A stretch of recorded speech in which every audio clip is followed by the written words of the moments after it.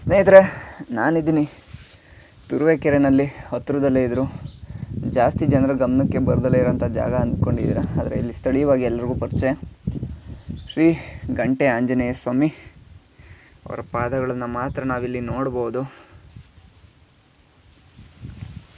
View ಕೂಡ ತುಂಬ ಚೆನ್ನಾಗಿದೆ. ಏನಿಲ್ಲ, ನಮ್ಮ ಆಂಜನೇಯನಿಗೆ ಹರಕೆ ಏನಾದರೂ ಕಟ್ಟೋದು ಅಂತ ಅಂದರೆ ಅಂದ್ಕೊಂಡಿದ್ದು ನೆರವೇರಿದ್ರೆ ಗಂಟೆಯನ್ನು ಮಾತ್ರ ಇಲ್ಲಿ ಕಟ್ತಾರೆ. ಅದಕ್ಕೆ ಈ ಜಾಗಕ್ಕೆ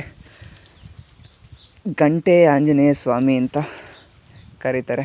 ನೀವು ನೋಡ್ಬೋದು, ಕೂರೋದಕ್ಕೆ ಸಿಂಪಲ್ಲಾಗಿರೋಂಥ ಜಾಗ. ಲೊಕೇಶನ್ ಕೂಡ ತುಂಬ ಚೆನ್ನಾಗಿದೆ. ನೋಡಿ, ಪ್ರಕೃತಿ ಎಷ್ಟು ವಿಸ್ಮಯ ಅನ್ನೋದಕ್ಕೆ ಆಲದ ಮರಗಳಿಂದ ಬಂದಂಥ ರೆಂಬೆಗಳು ಕೆಳಗಡೆ ಹಾಗೆ ಬಂದು ಬೇರು ಬಿಟ್ಟು ಮರಗಳು ಆಗುತ್ತೆ. ನೆಕ್ಸ್ಟು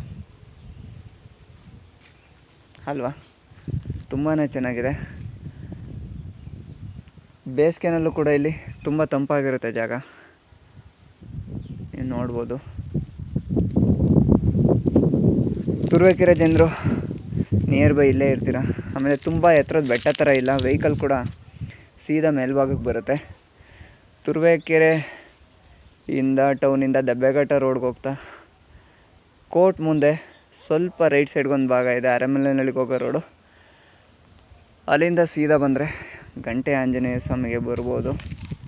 ಜಾಗ ಅಂತೂ ಅದ್ಭುತವಾಗಿದೆ. ನೆಮ್ಮದಿಗೆ ಕೊರತೆ ಇಲ್ಲ. ಭಗವಂತ ಇಂಥ ಜಾಗದಲ್ಲೇ ಇರೋದು.